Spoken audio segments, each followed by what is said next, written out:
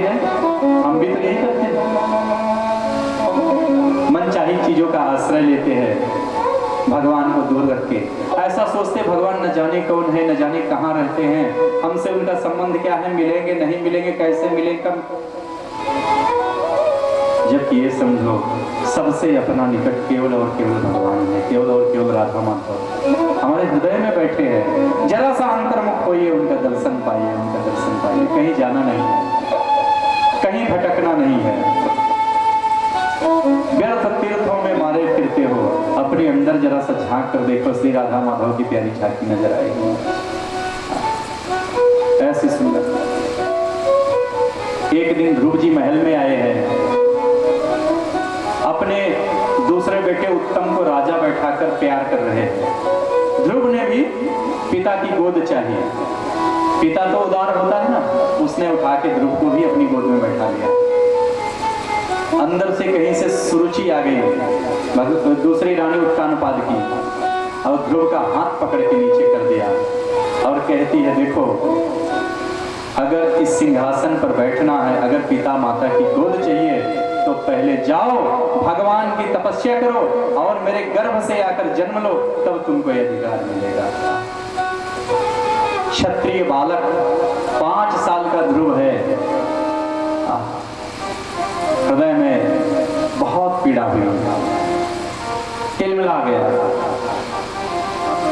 माँ के पास आकर कहता है, सारी बात बताई। माँ की आंख में आंसू आ गए, कहते क्या करे, तुम्हारे पिता ने हमारा निष्कासन कर दिया, और लेकिन तुम्हारी माँ ने एक बहुत अच्छी बात कही है। जैसे कोई तुम्हारी तरफ मान लो ईंट फेंके, तो उस ईंट को कैच कर लो, ग्रहण कर लो और उसको अपनी दीवार में लगा दो, तुम्हारे काम में आ जाएगी।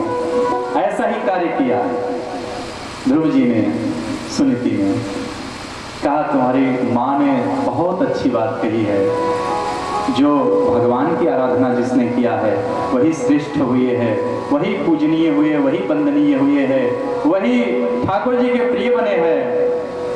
उन्होंने बिल्कुल ठीक कहा, ठाकुर जी के भजन से ही श्रेष्ठता जीव को प्राप्त होती है।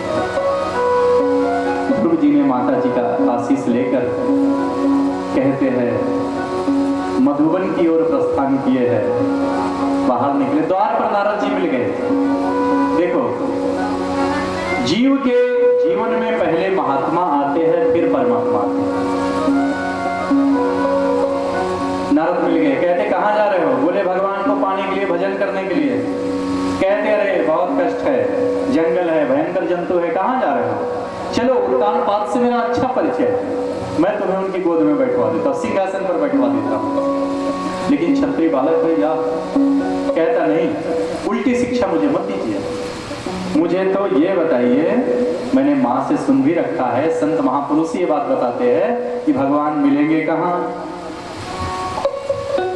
उनकी परीक्षा पूर्ण हुई, नारद जी ने सुंदर उपदेशित किया है, बेटा वृंदावन दिव्य प्रेम भूमि है, चले जाओ ठाकुर जी की साक्षात आराधना करना, यमुना जल का सेवन करना, वहां के लता वनस्पतियों से स्पर्श करके जो दिव्य हवा तुम्हारे देह को स्पर्श करेगी, तुम्हारा तन मन निर्मल हो जाएगा, पावन हो जाएगा। प्रेम से पुकारना उनको, और प्रेम की पुकार कभी भगवान ठुकराते नहीं है, महाराज ठुकराते नहीं। वृंदावन आए हैं, ठाकुर जी की आराधना करते हैं। देखिए एक 5 वर्ष का बालक कैसी कठोर साधना करता है। हम कोई 10 से लेकर के 80 साल तक के लोग यहाँ पर विराजे हैं, हम कैसे ठाकुर जी को चाहते हैं, पुकारते हैं, कैसे उनको उनकी सेवा करते हैं। और ये 5 वर्ष का क्षत्रिय बालक देखिए कैसी सेवा करता है ठाकुर जी की। हम इससे तो सीखे, बच्चे से तो सीख ले आके। कहते हैं संकल्प किया, यमुना स्नान किया, वासुदेव गायत्री का आश्रय लेकर के ठाकुर जी को पुकारता है। साधना कठोर से कठोर करते जाते हैं। भजन का पहला महीना चल रहा है, 3 दिन में एक बार बेर और कैट खाते हैं। भजन का दूसरा महीना शुरू हुआ, 6 दिन के अंतर पर सूखे पत्ते चबाते हैं। तीसरा महीना 9 दिन के अंतर पर केवल जल पान करते हैं, भजन हो रहा है प्रेम से। कहते भजन का चौथा महीना श्वास जीत लिया, 12 दिन के अंतराल पर केवल वायु पान करते हैं, पीवल होकर प्रभु को पुकारते हैं, भजन करते हैं। और कहते हैं 5वां महीना लगा, ध्रुव जी एक पैर पर खड़े हो गए, अपने श्वास का संयम किया, श्वास को जीत लिया और भीतर परब्रह्म की धारणा की। सारे संसार का श्वास प्रश्वास बाधित हो गया, सारा संसार का अद्भुत स्थिति सारे संसार में व्याप्त हो गई महाराज। सबका श्वास प्रश्वास अवरुद्ध होने लगा, सारे देव व्याकुल होकर ठाकुर जी की शरण में गए थे। सबने पुकारा सृष्टि कैसे चलेगी, क्या हो रहा है, हमको कुछ पता नहीं। ठाकुर जी मुस्कुराते हैं, कहते हैं देखो डरो मत, एक मेरे भक्त ने प्रेम से भरकर मेरी भावना की है, मैं अभी जाता हूं उसका दर्शन करने के लिए। दर्शन देने के लिए भगवान नहीं आए, उस प्यारे भक्त का जो इतनी कठोर साधना करता है, इतना दृढ़ प्रेम ठाकुर जी से करता है, उसका दर्शन करने के लिए आए ठाकुर जी।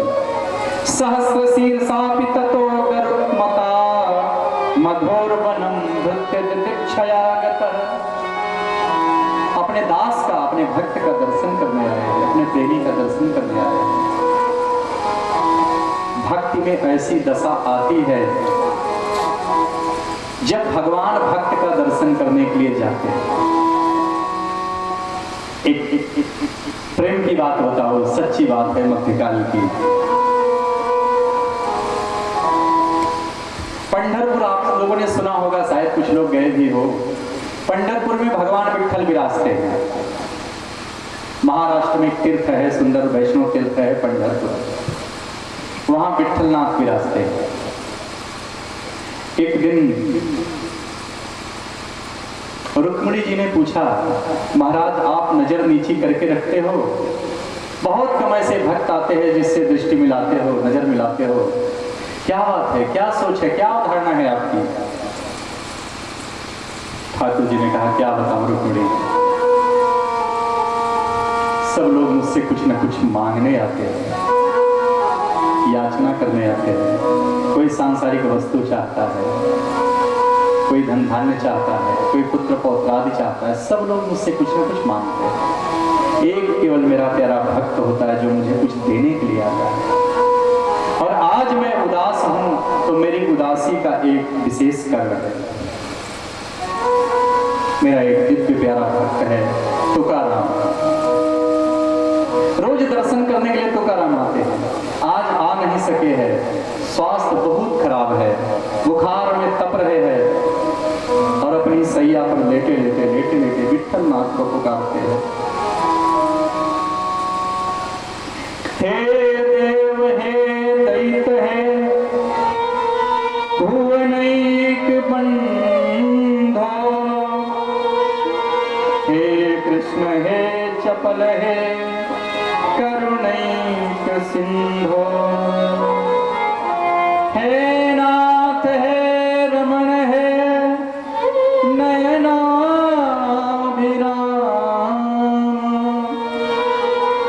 आहा कदा भवितासि पदम विसोर में। हे कृष्ण हे राधारानी, कब आप मेरी दृष्टि का विषय बनेंगे, कब मेरे नृत्य का विषय बनेंगे?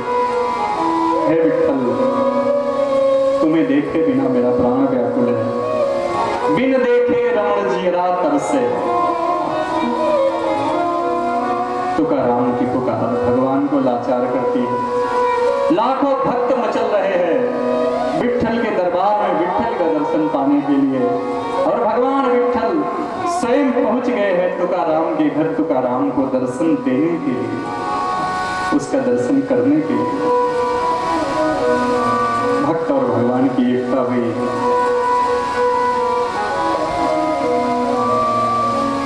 भक्त का आंसू भगवान से बर्दाश्त नहीं,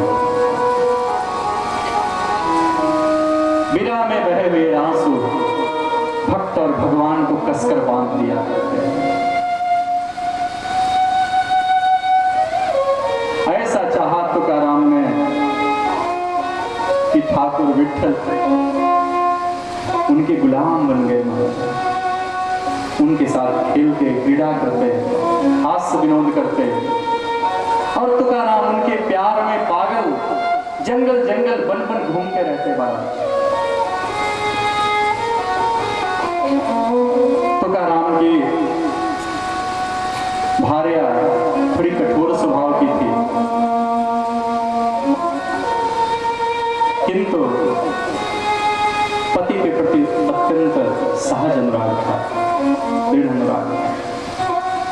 तुकाराम जंगल जंगल भटकते, विठ्ठल विठ्ठल विठ्ठल विठ्ठल विठ्ठल विठ्ठल ठाकुर जी को पुकारते हुए 3-3, 4-4 दिनों तक पुकारते रहते, और मैया भोग बनाकर उनके लिए प्रसाद बनाकर पीछे पीछे उनको घूमती रहती, कहाँ मिल जाए कहाँ उनको प्रसाद करा दो। कहते एक दिन मैया प्रसाद लेकर जा रही थी और उसके पैर में एक बड़ा कांटा चुभ गया, पैर से रक्त की धार बह निकली, चला नहीं जाता, बैठ कर रो रही। इधर तुकाराम भूख प्यास का अनुभव कर रहे, भगवान विठ्ठल व्याकुल हो गए, एक छोटे से बच्चे का रूप धर के आए हैं मैया के पास। कहते मैया कहाँ रहे हो, कहा क्या हुआ? कहती लाल देखो, पति को भोजन कराना है और ये कांटा मेरे पैर में इस तरह से चला नहीं जाता है, कैसे करूं मैं, क्या करूं? भगवान कहते लाओ देखो कहाँ है कांटा। हाथ से निकालने का प्रयास करते हैं, कांटा अंदर गहरे फंसा हुआ है, हाथ से कांटा निकलता नहीं। ठाकुर जी की कृपा देखो, उनकी करुणा देखो, अपनी जिह्वा से चाट कर भक्त का पैर साफ करते हैं और अपने दांत से उनके कांटे निकालते हैं, अपने दांत से कांटा निकाला, अपनी पीतांबरी को फाड़ कर एक टुकड़ा मां के चरणों में बांध के। भक्त के लिए भगवान कैसे कैसे लीला करते। कहते मैया गई, तुकाराम मिले, भोजन कराया और सारी घटना बताई। वो पीतांबरी देख के तुकाराम रो पड़े।